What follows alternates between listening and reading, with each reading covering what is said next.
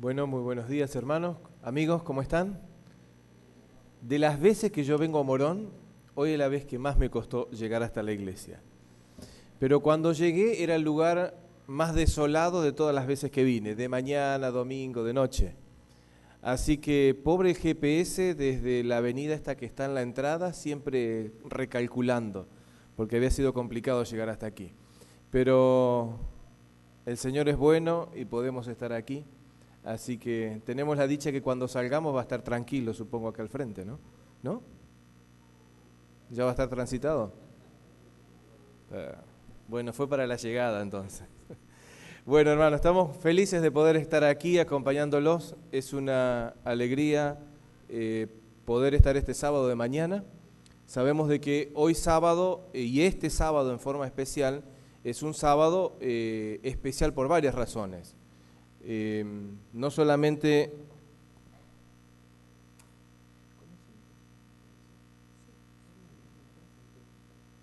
es especial porque es sábado, es especial por lo que mencioné antes, pero es especial también, muchas gracias Hugo, es especial por el hecho de que hoy se inicia un nuevo trimestre en la vida de la iglesia, en nuestra vida, y ustedes iniciaron con un programa distinto.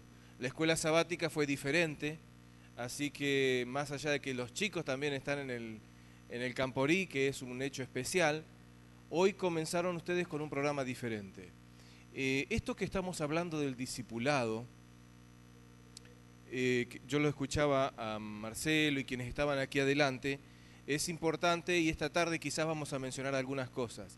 Es tan importante que el año que viene, el 2013, a nivel mundial la iglesia decidió de que el año 2013 es el año del discipulado. Año del discipulado. Entonces ustedes como que están adelantándose a esto y nosotros estamos no solamente apoyando este plan que ustedes están organizando desde el pastor, la junta y la iglesia en conjunto, sino que estamos muy atentos como asociación porque nos gustaría también poder compartir esto que se está haciendo aquí en otros niveles, como hemos hablado y que creo que el pastor Rolando algo les ha mencionado. Es una preocupación de la iglesia general el tema del discipulado y no solamente hablar de aquellos que van a ingresar, sino aquellos que necesitamos confirmar. ¿Sí? Esta tarde vamos a hablar algunos aspectos acerca de esto. Quiero invitarlos a abrir sus Biblias en el libro de San Juan capítulo 6. Yo no sé de los evangelios cuál es el que más le gusta a ustedes. No sé cuál es el que más le gusta. Pero cada evangelio tiene un aspecto por el cual nosotros deberíamos considerarlo. Miren, San Marcos es el libro que se escribió pensando en el mundo que no conocía a Dios, o sea, en el mundo gentil. Por eso San Marcos es un especialista en contar acerca de milagros. Y Jesús en el libro de San Marcos es el Dios de las maravillas. Precioso. Ahora, San Marcos escribe este libro y para él no podría faltar ningún milagro de Jesús, porque para él el Mesías es justamente aquel que hace milagros. Si nosotros recordamos cómo se inicia el libro de San Mateo, se inicia distinto a los otros libros. ¿Quién se acuerda cómo es el primer capítulo, de qué trata el primer capítulo de Mateo? La genealogía. Parece un poco denso, ¿sí? O sea, no es lo más entretenido. Es como cuando en el año bíblico empezamos con todos los reyes, los jueces, etc. Uno dice, ¿por qué todo esto? Quizás para tu mente y la mía y nuestro pensamiento hoy en día, mucho no es, no es muy relevante. Sin embargo, en la antigüedad era tremendamente relevante. ¿Por qué? Porque San Mateo, cuando escribe su libro, tiene que presentarles a los judíos que el hombre que él les va a hablar es justamente el Mesías que ellos estaban esperando. Y el judío no lo miraba desde la perspectiva de San Marcos, de aquel que hace milagros, sino que el judío esperaba al Mesías desde la perspectiva de la profecía bíblica y de que tenía que venir del linaje de David. Entonces, para el judío era tremendamente importante el tema de la genealogía. para nosotros hoy en día no es tan importante, pero en algunos tiempos sí lo fue. Mi primer distrito que me tocó atender era en Entre Ríos. Yo siempre pensé que iba a salir como capellán en aquel tiempo, pero 21 años nos pidieron que vayamos a atender un distrito en Entre Ríos, 6 iglesias, de las cuales 2 cantaban en alemán. Así que nosotros aprendimos muchas cosas. El primer sábado, recuerdo que estaba detrás de la puerta, ahí, y escuchaba todo cómo cantaban, y dice el anciano, me dijo, pastor, espere que termine la versión nuestra para pasar a la otra. Así que esperamos que terminara, después pasamos. Una preciosa iglesia, preciosa. Con mi esposa siempre decimos, si hay un lugar donde nos gustaría ir a vivir, es a esta iglesia que les voy a contar lo que pasó. Nos encantó. Es la única iglesia que yo conocí hasta el día de hoy recorriendo, que está justo frente a la plaza central. Está la comisaría, está la municipalidad y está la iglesia adventista. A 3 cuadras está la iglesia tradicional. Y yo estaba visitando y ahí me enteré de que ellos habían escrito que querían un pastor que hablara alemán, de origen alemán, le mandaron uno de origen gitano, y que además era un pastor de mucha experiencia, casi cerca de la jubilación. Así que nosotros llegamos y estaba visitando a alguien en la iglesia, y recuerdo hasta el día de hoy que cuando estaba en la visita estaba parado. Entonces me dice, bueno, me presenté, le dije quién era, qué íbamos a hacer, y yo notaba que había cierta distancia. Entonces cuando me preguntó mi apellido, yo dije, bueno, le digo, mi apellido es Cascardo. Ah, y seguimos charlando. Y en un momento me dice, el apellido de su esposa, pastor. Y cuando yo le dije el apellido de mi esposa, dice, entonces siéntese, vamos a hacer grandes cosas aquí. Sangre azul. Y saben, yo aprendí tantas cosas y, o sea, me enriquecí tanto porque en cada cultura, en cada tradición uno aprende, ¿no? Y como les decía, cuando terminó nuestro periodo en ese distrito dijimos, este distrito y a esta iglesia nosotros querríamos venir a vivir ya de jubilados. Y van pasando los años y no vamos cambiando la opinión. Así que hemos aprendido y hemos disfrutado. Pero en algunos lugares y en el pasado, aún la genealogía pesa. Claro, mis hijitos nacen en un hogar adventista, yo no tuve esa alegría, pero mi esposa, quinta, sexta generación de adventistas, claro, tienen tantas historias y yo me quedo a escuchar porque uno aprende. Uno dice, qué lindo, cómo se enriquece.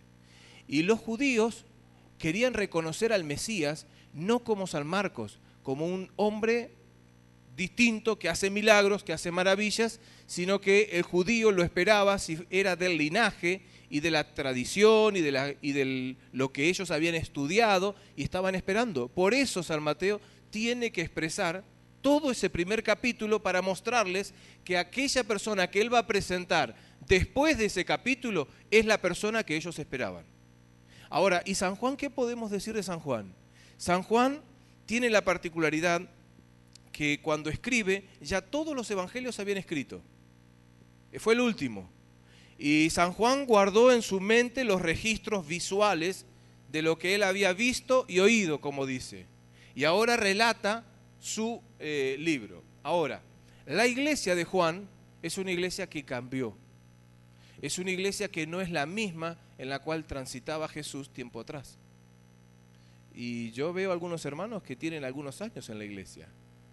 Y seguramente si ustedes piensan hacia atrás, nuestra iglesia y la composición de la iglesia ha ido mudando, ha ido cambiando. La iglesia de Juan era distinta a cuando Juan inició su ministerio.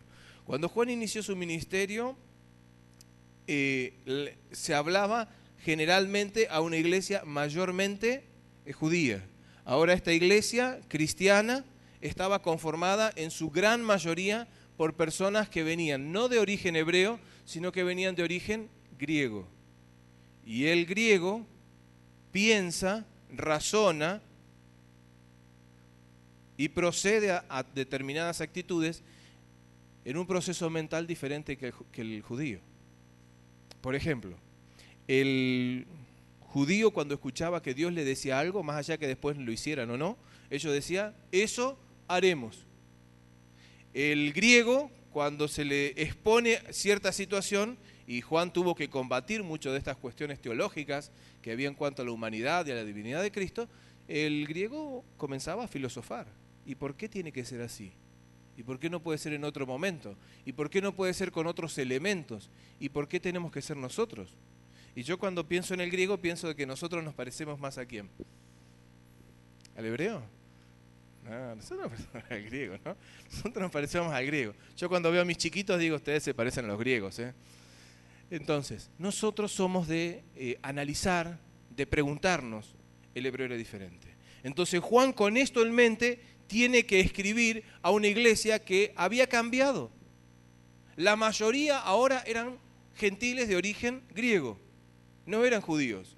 Entonces Juan escribe este libro pensando en esto. Y miren, hay un ministerio personal de una persona que San Marcos relata que en lugar de seguir a Jesús, Jesús le dijo, vete y cuéntales a los tuyos lo que Dios ha hecho en tu vida. Y el hombre contó, y contó tanto que después Jesús apareció por esa zona. Y es lo que se encuentra en el relato del capítulo 6 de San Juan. Miren, San Juan capítulo 6. Acá hay un relato en el cual Juan escribe esto pensando en los que escuchaban, pero también en nosotros. Juan, el discípulo amado. Y de paso, yo me identifico mucho con Juan y quizás algunos de ustedes también. Cuando Juan se acercó a Jesús, dice que lo presentaron a Juan como ¿quién? ¿Como el hijo del trueno? Ahora que estamos justo con la lluvia, que hoy nos habló Hugo, y que no era lluviecita, sino que era algo consistente, a Juan se lo identificó de esta forma. Y uno dice, ¿por qué lo presentaron así? ¿Porque era apacible, amante, bondadoso, cariñoso como lo recordamos hoy? No, era totalmente distinto. Qué milagro que Dios pudo hacer para que nosotros, hoy en día, cuando preguntamos acerca de Juan, nosotros decimos el discípulo amado. Nadie se acuerda del hijo del trueno. ¿Por qué? Porque Dios es el que puede transformar nuestros temperamentos. Dios es el que puede transformar nuestra personalidad para asemejarla a Él. Así que, queridos, si por ahí estamos luchando, nosotros en mi familia decimos con la tanada, otros dicen otra cosa, está todo asegurado. Dios tiene poder para transformar y modificar esas cosas y hacernos mejores. Juan es la prueba de eso, el discípulo amado. Ahora, San Juan 6 presenta una historia que es muy conocida en el final, pero yo quisiera detenerme en los versículos primeros. Miren, dice el versículo 2 que lo seguía una gran multitud porque veían las señales que él hacía en los enfermos. Entonces Jesús, versículo 3, subió un monte y se sentó ahí con sus discípulos. Estaba cerca la fiesta judía de la Pascua. Cuando Jesús alzó los ojos, vio la gran multitud que había venido a él y preguntó a Felipe, Felipe, ¿dónde compraremos pan para toda esta gente? Queridos, Jesús había estado todo el día, dice Elena de White, con esta gente que les había estado predicando, todo el día. Y la gente tenía una atracción especial por Jesús porque la reunión no duraba ni 1 hora, ni 2 horas, ni 3, sino que en realidad duraba todo el día y la gente continuaba deseosa de seguir aprendiendo, de seguir escuchando.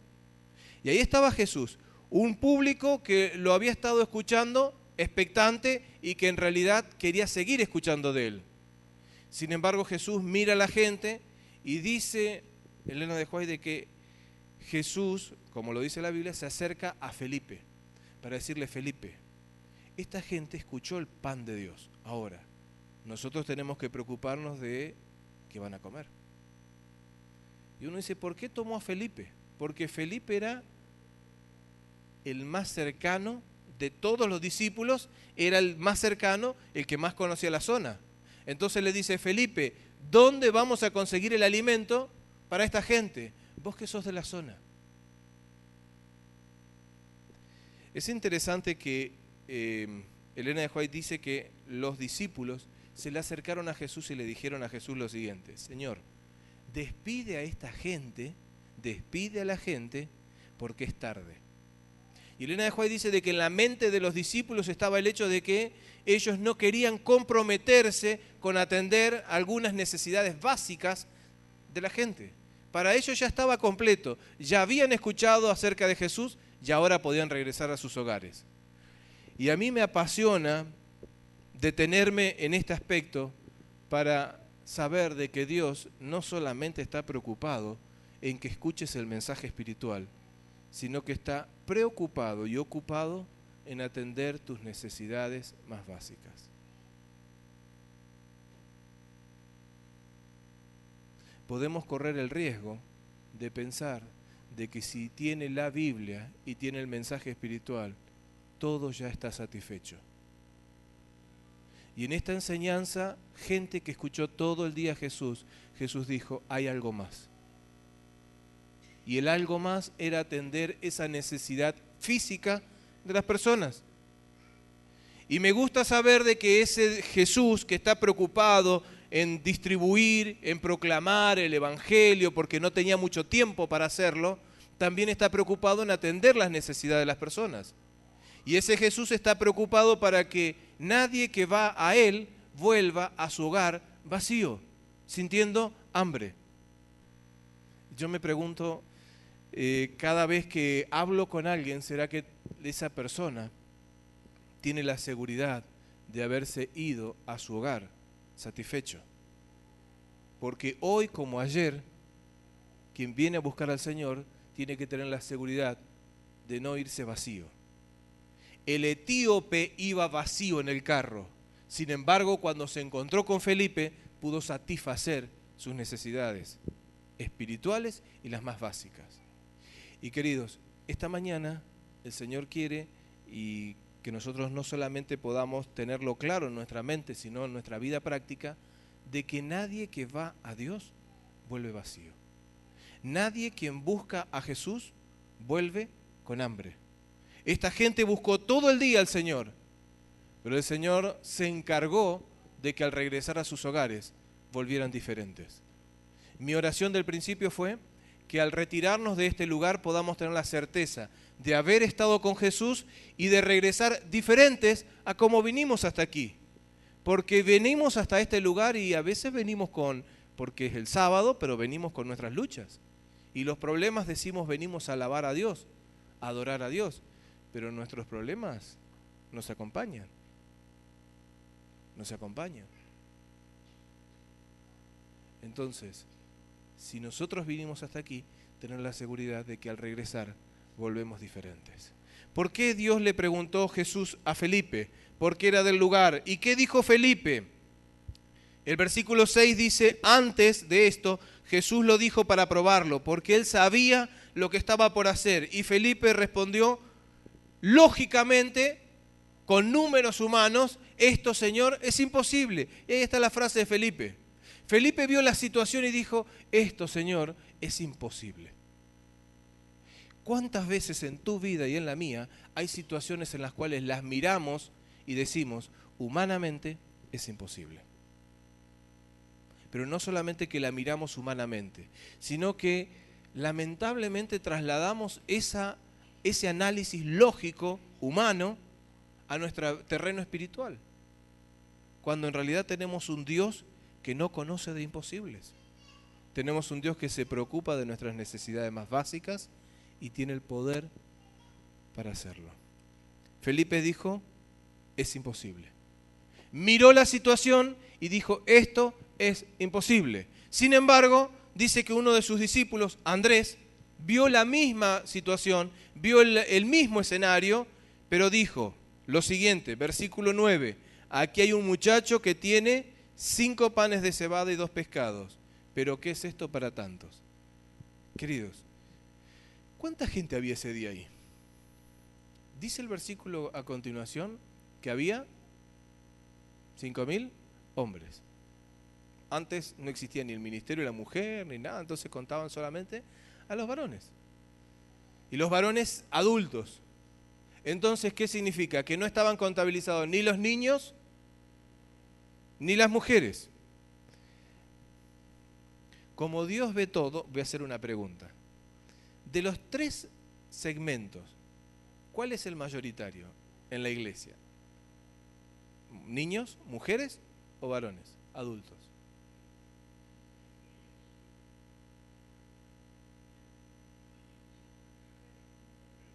Pero miren, está entre niños y mujeres. Nadie dice de nosotros. Nadie. Nadie. Algunos dicen niños, otros dicen mujeres, pero nadie dice los varones.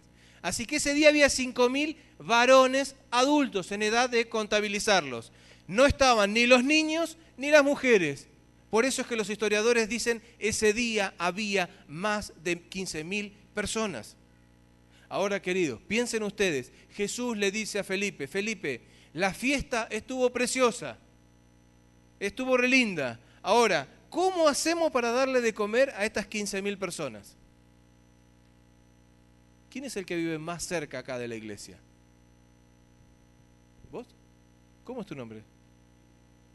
¿Cómo? Philip. ¿Y a cuántas cuadras vivís? 5 cuadras. Mirá, Philip, ¿qué pasaría si el anciano dice, bueno, estuvo re lindo todo el sábado de mañana, ahora nos vamos a comer todos a la casa de Philip, porque es el que está más cerca? Así fue lo que Jesús le dijo a Felipe, y Felipe dijo, no, no puedo. Pero Andrés vio la situación y dijo, Señor, en realidad la situación es difícil, el problema es grande. ¿Cuántas veces en tu vida y en la mía las dificultades parecen enormes? Pero no son enormes en la realidad, sino que lo peor es que a veces son enormes desde nuestro punto de vista, desde nuestra cosmovisión. Y eso es lo más terrible. Y Andrés dijo, acá hay un muchachito que tiene algo. Y ese muchachito iba a la fiesta de la Pascua, caminando con una canastita. Y cuando iba caminando a la fiesta, vio tanta gente, se acercó, miró, y justo que estaba Andrés, dijo, él es la solución. Pero lo que tiene es muy poco. Es muy poco, Philip. ¿Cuánto tenía el nenito? 5 panes. ¿Y qué más? Y 2 peces. Los 5 panes de cebada, en realidad eran pocos en cantidad y pocos en calidad. En la antigüedad, el pan de cebada en el Imperio Romano, y en ese contexto donde estaba sucediendo el acontecimiento, la gente se lo daba a los animales para que engorden. Y los 2 peces, acá tenemos gente que conoce de pesca, y algunos que se fueron de la iglesia, que están en otro lugar viviendo, pero también quedaron otros que conocen de pesca. Acá no está hablando ni de surubí, ni de dorado, ni siquiera de un humilde pejerrey. La traducción más parecida al texto de lo que está queriendo decir aquí es 2 sardinas. Porque en la antigüedad no era el alimento principal, sino que era una especie de ungüento.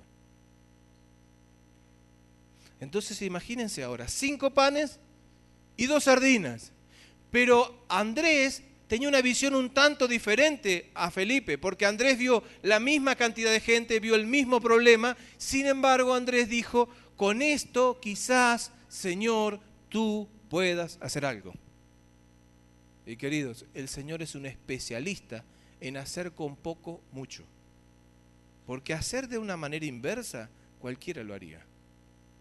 Pero tu Dios y mi Dios es un Dios que se encarga de satisfacer nuestras necesidades y es todopoderoso.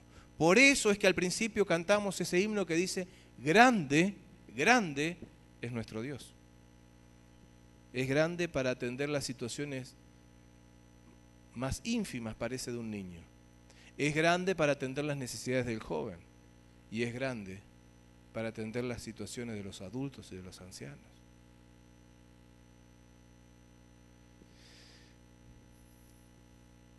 Quiero avanzar, porque la hora también avanza, y mencionar lo siguiente. El Señor hizo el milagro que ustedes conocen. Pero los otros evangelios dicen de que el Señor hizo algo más. El Señor hizo algunas cosas interesantes. Dice que lo ordenó con los discípulos, lo hicieron planificadamente, hicieron sentar a la gente y lo entregaron también en grupos. ¿Por qué? Porque el Señor, dice la Biblia, es un Dios de orden. Es un Dios que planifica, es un Dios de orden. Y dice acá el relato que un gran milagro aconteció, pero que antes que aconteciera el milagro, el Señor hizo cosas. Yo pensando en las imposibilidades, en las cosas imposibles, ¿qué cosas en tu vida parecerían ser que no tienen solución? ¿Qué cosas parecerían que son de difícil respuesta?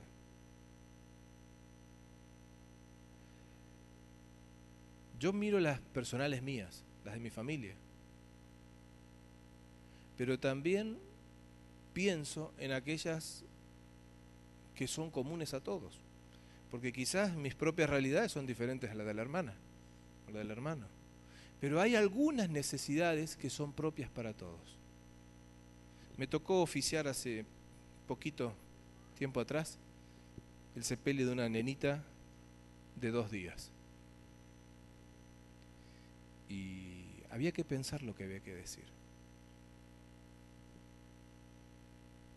La mamá, 20 años. Y uno dice, hay cuestiones que son comunes a todos. Por ejemplo, el hecho de que Cristo venga pronto. Yo creo que si uno dice, ¿cuántos queremos que Cristo venga pronto? Y claro, todos levantamos la mano, porque es algo que todos quisiéramos poder ver y poder participar prontamente. Pero para que Cristo venga pronto, hay algunas cosas que se tienen que dar. Y una de las cosas que se tienen que dar es que el Evangelio sea predicado a todo el mundo. Y cuando uno mira, y lo tengo ahí en el PowerPoint, pero no lo voy a mostrar ahora por una cuestión de tiempo, pero vamos a mostrar otras transparencias. Cuando uno mira la proyección de cómo crece el mundo y cómo crecemos nosotros, decimos, nosotros vamos muy detrás. Nos alegramos con los triunfos del Evangelio, pero el mundo crece más que lo que crecemos nosotros en porcentaje. Significa que si está allá hacía 10 años, hoy yo tengo una realidad que está por detrás de la pared, o sea, me queda más lejos. La brecha, en lugar de achicarse, se extiende, se agranda. No dice, entonces, ¿cómo va a venir Cristo? Quizás podemos proyectar ahí algunas diapositivas que tengo ahí, que quisiera compartir con ustedes para hacer el cierre. Miren, hay lugares que son realmente complejos, pero el Señor puede hacer grandes milagros. Tu vida y la mía es un milagro del Señor. Si nosotros estamos aquí es porque Dios nos trajo, porque el Señor nos invitó. A veces decimos, y encontré al Señor, en realidad el que te encuentra siempre es Él. A Adán lo encontró arriba del árbol, a otros los encontró al lado de la casa, a otros lados lo encontró en otras situaciones. Pero el que encuentra y el que busca es Dios. Ahora, dentro de esas imposibilidades, a mí me gusta pensar en que Dios tiene el poder para hacer grandes milagros. Quiero comentar 3 nada más. Hace un mes atrás, éramos 4 pastores de la asociación, fuimos a una iglesia muy chiquitita en la ciudad de Mercedes. En unas callecitas de tierra está la iglesia, hicieron su bautisterio y estrenaron el bautisterio. Así que fue todo un estreno, lindo, una fiesta. Se bautizó un hombre que el 31 de marzo, él es chofer de una empresa de colectivo que va desde Olivera hasta Plaza Italia. Y el hombre, cuando llegó ahí, estuvo con su colectivo, entregaron el libro que todos entregamos, el de la Gran Esperanza. Y el hombre no le entregaron libro, parecería como que faltó para ese colectivo, y entonces este hombre le pidió a su jefe, porque vio que tenía el libro y no lo usaba. Al día siguiente pasó a limpiar el colectivo y encuentra en el último asiento un libro. Y le dice a su jefe, le devuelvo el libro y yo me quedo con este. Me parece que está bueno. Comenzó a leerlo y un día pensó y dijo, voy a ver cómo me contacto con estos adventistas. Y entonces empezó a buscar y dice, qué raro. todos los números de teléfono de General Rodríguez, de Moreno, bueno, hay alguien que conoce, de toda esa zona, todos eran el mismo número. Para esto era el teléfono del pastor. Así que el hombre fue un locutorio, esperó que se desocuparan las cabinas, entró a una, y cuando está por llamar a los mismos que son del libro, el hombre encuentra que en un filo del vidrio decía: Dios es la respuesta.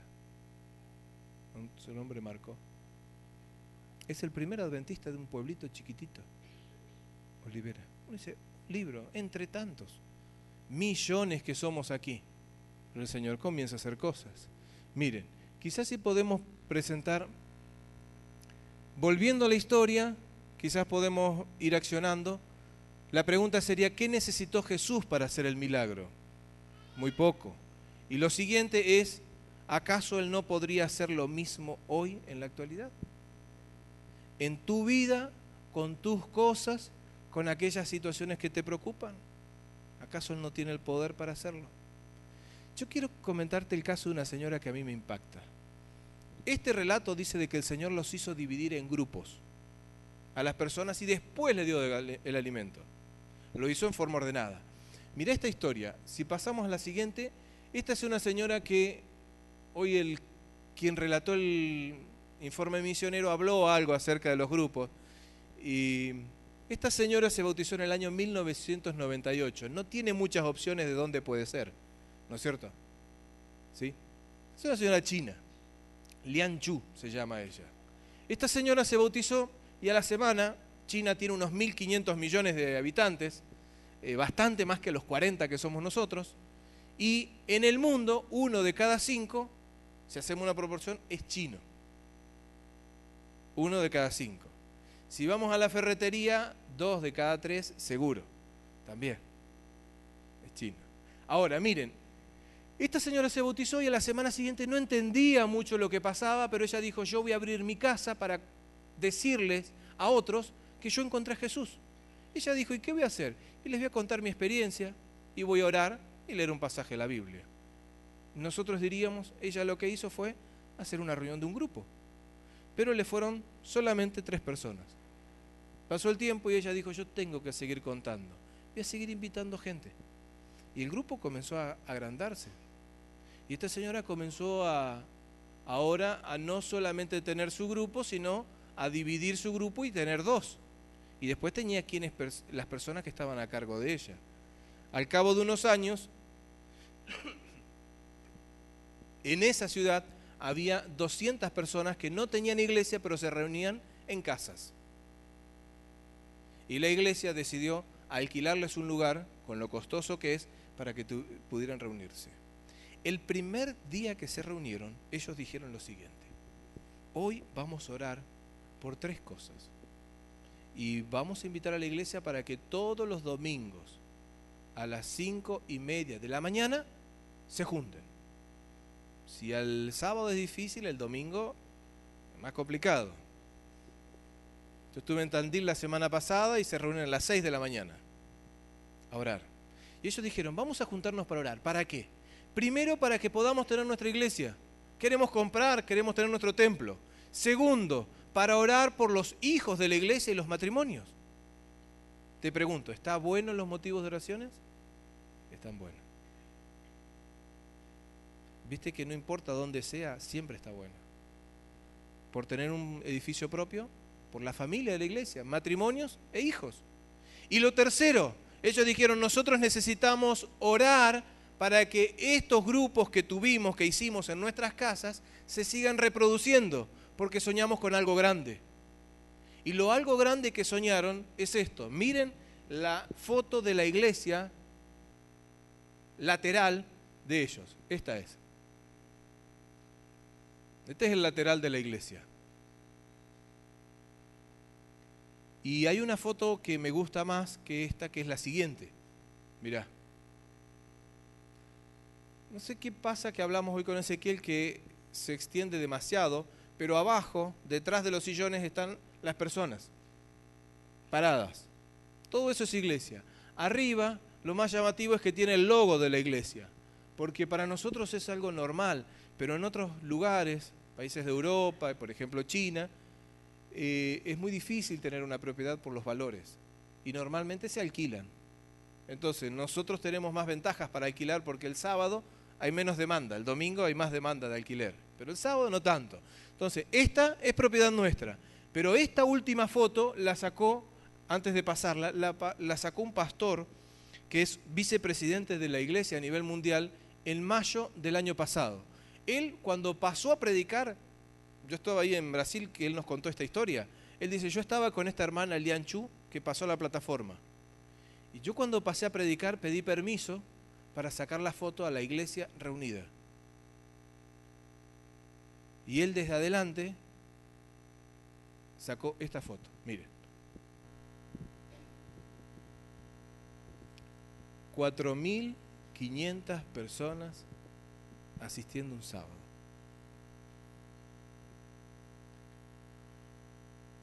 Yo cuando pienso en la historia de Jesús, con las sardinitas y con los panes, digo, qué milagro tremendo. Cuando pienso en mi experiencia y quizás vos pensás en la tuya, decís, qué milagro el Señor hizo. Cuando pienso en esto, digo, qué milagro que el Señor está haciendo. Porque no es solamente esta iglesia el sábado, sino que, contaba este pastor, son 17 iglesias más satélites que tienen. Todo de una hermana que se bautizó en el año 98. Y que en su mente tuvo la idea de decir, yo quiero hacer una reunión en mi casa. La semana pasada estuve en Tandil, la zona de la costa, y un anciano de Mar del Plata Centro escuchó el sermón del pastor Alejandro Bullón a principios de este año. Y él cuando salió, él me contó, me dice, yo dije, pero si otros pueden hacer, ¿por qué yo no? Y él vive en una zona un tanto especial. Vive en Sierra de los Padres. Aquellos que conocen saben que no es una zona sencilla, es una zona muy específica, muy especial. Así que él dijo, yo voy a hacer que mi casa sea un lugar de adoración a Dios. Voy a hacer un grupo. Algunos pensaron, ¿y funcionará? La semana pasada cuando estaba con Luis, él me dice, Edgardo, el secretario de la iglesia mormona asiste a mi grupo y está pensando en bautizarse. Unos profesionales que son 4 o 5 de familia están pensando en diciembre hacer el bautismo. ¿Vas a poder venir? ¿Funciona? Claro que funciona. ¿Por qué? Porque no es el método, es que tenemos al Señor de ese consejo. Quiero terminar con lo siguiente. Si avanzamos un poquito más. Miren, yo quisiera terminar con esto. Esta es la foto del pastor presidente de los adventistas. Sería casi, mis hijitos dicen, es como nuestro papa, papi. Sí, más o menos, ¿sí? Entonces, él es el pastor Ted Wilson. A él le preguntaron en la revista Ministry, y ahí me llamó la atención, ¿cuáles son algunas cosas que sueña para la iglesia en los próximos 5 años? ¿Qué dirías vos si te dicen, qué pensás de lo que podría llegar a suceder en 5 años? A mí me encantó esta definición. Si pasamos la siguiente, a ver la respuesta. Él dijo, en primer lugar, espero que en 5 años estemos en el cielo. Queridos, si uno lo mira estadísticamente, estamos lejísimos. Pero si miramos estadísticamente lo que le pasó a Felipe, estamos lejos. Ahora, si lo miramos del punto de vista de Andrés, estábamos tan cerca. Con tan poco, estábamos todos satisfechos. Si yo miro a Lian Chu y dice, ¿cómo alcanzar a tantos millones de personas? Imposible. ¿Cuánto tiempo? En un lugar difícil. Sin embargo, el Señor es el Señor de la obra. Y el pastor Ted Wilson dice, yo espero que en los 5 años que viene estemos en el cielo. La última cita y pasamos, avanzamos. Dice Elena de White, es privilegio de todo cristiano no solamente aguardar, sino apresurar la segunda venida de nuestro Señor Jesús. Tenemos posibilidades, tenemos gente por la cual podemos contactarnos. Yo hoy traía puesta una campera que dice grupos pequeños. Cuando pasé por el peaje del Camino del Buen Aire, le entregué el dinero al que estaba ahí y el muchacho se quedó mirando el logo. Yo le digo, miré el vuelto, miré el ticket y le digo, no te debo nada, ¿no? No, dice, no me debe nada, está todo bien. Y le digo yo, ¿hay algo que te pueda ayudar? No, dice, esto tiene algo que ver porque yo durante la semana asisto, y me dijo el distrito y todo ahí cerca, ahí en la zona de Granburg, dice, yo asisto a un grupo. Dice, ahora veo que usted dice algo también de los grupos Su Campera.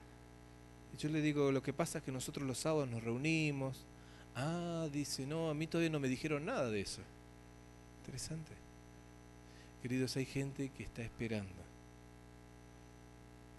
de tu testimonio, que está esperando de mi testimonio, porque hay gente que necesita de Dios. Y nosotros necesitamos de que Cristo venga pronto, porque yo personalmente me siento cansado de este mundo y quiero pronto encontrarme con mis seres amados.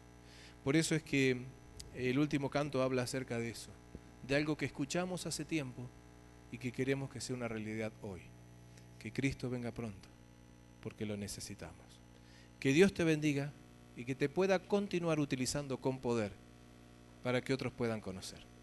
Amén.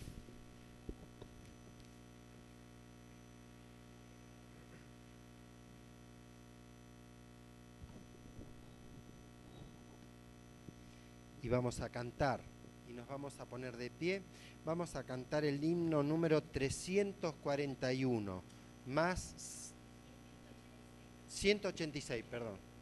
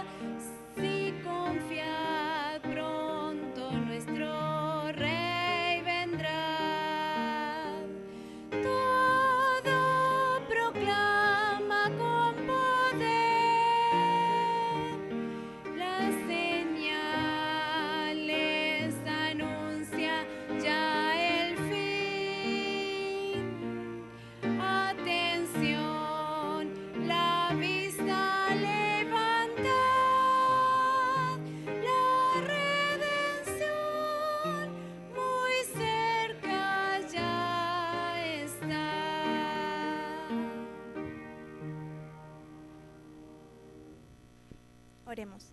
Padre nuestro que estás en el cielo, gracias Señor por estar un sábado más aquí, confiando Señor que contigo podemos todo. Ahora Padre esperamos tu venida Señor y que estemos todos preparados para irnos a la eternidad. Ahora acompáñanos a nuestros hogares y que terminemos este sábado bendecido y una semana tomados de tu mano. En el nombre de Jesús agradecemos por todo. Amén.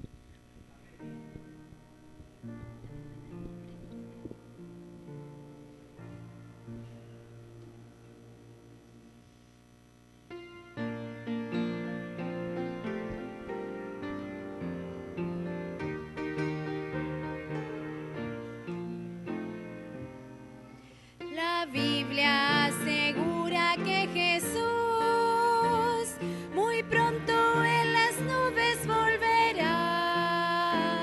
Prepárate, mi hermano, porque hoy más cerca estamos del hogar, más cerca del hogar, más cerca del hogar. Más cerca estamos hoy que ayer, más cerca del hogar. La obra ya debemos terminar, pues muchos necesitan conocer.